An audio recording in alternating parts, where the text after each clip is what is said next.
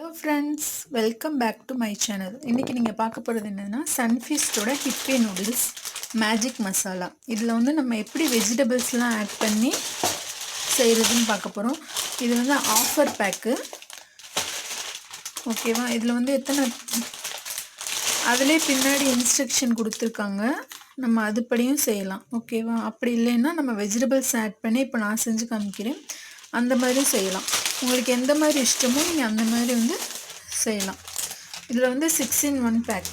ஓகேவா?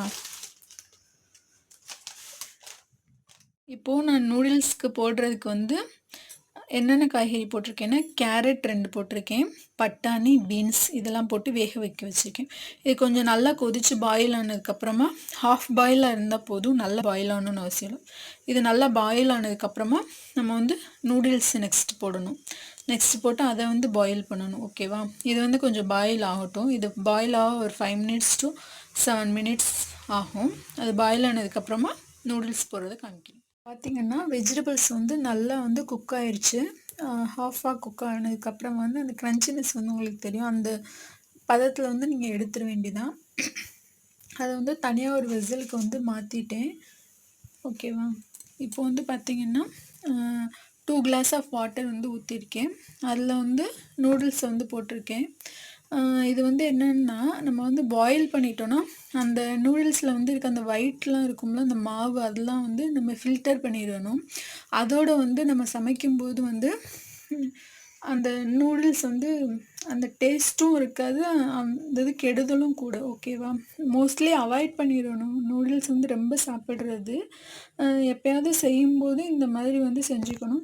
பாயில் பண்ணிவிட்டு அதை வந்து தனியாக ஒரு பிளேட்டில் எடுத்து வச்சுட்டு அதுக்கப்புறமா வந்து நான் அடுத்தடுத்து காமிக்கிறேன் பாருங்கள். ஓகே ஃப்ரெண்ட்ஸ், இப்போ நீங்கள் பார்த்தீங்கன்னாவே உங்களுக்கு தெரியும் நூடுல்ஸ் வந்து நல்லா வந்து போட்டு கொதிச்சிச்சு. அந்த ஒயிட் சொன்னேன் பார்த்தீங்களா, அந்த பவுடர் அது பாருங்கள் வந்துருச்சு. அவ்வளோதான், போதும். ஒரு 5 minutes இது வந்து கொதிச்சாவே 2 தடவை கொதிச்சாவே போதும். நம்ம ஃப்ளேமை ஆஃப் பண்ணிவிட்டு இதை வந்து செப்பரேட் பண்ணிட வேண்டியதான். ஓகே ஃப்ரெண்ட்ஸ், இப்போ வந்து பார்த்தீங்கன்னா தெரியும் நான் அதை வந்து நல்லா வடித்து ரெண்டையும் மிக்ஸ் பண்ணி வச்சுருக்கேன். அதுக்கப்புறமா வந்து அவங்க கொடுத்துருப்பாங்க இல்லையா மசாலா, அந்த மசாலாவில் பார்த்திங்கன்னா வெஜிடபிள்ஸ் ஆட் ஆகிருக்கும், அந்தளவுக்கு இருக்காது இல்லையா. அதுக்காக தான் நம்ம வந்து இப்படி தனியாக வந்து பாயில் பண்ணிவிட்டு இந்த இதை வந்து ஆட் பண்ணுறோம். இப்போ பார்த்திங்கன்னா ஃபஸ்ட்டு வந்து நம்ம வந்து மசாலாவை போடக்கூடாது. நூடுல்ஸ் வந்து அந்த ஆயிலில் 2 tablespoon ஆயிலில் ஊற்றிட வேண்டியதான்.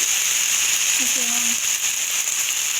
போட்டதுக்கப்புறமா மசாலாவை வந்து எப்படின்னா கொஞ்சம் கொஞ்சமாக வந்து ஆட் பண்ணணும். ஃபஸ்ட்டு கொஞ்சம் மசாலா போட்டு அதுக்கப்புறம் வந்து நம்ம வந்து அதை வந்து கலந்து விடணும். ஓகேவா? சிம்மில் வச்சுக்கோங்க அடுப்பை.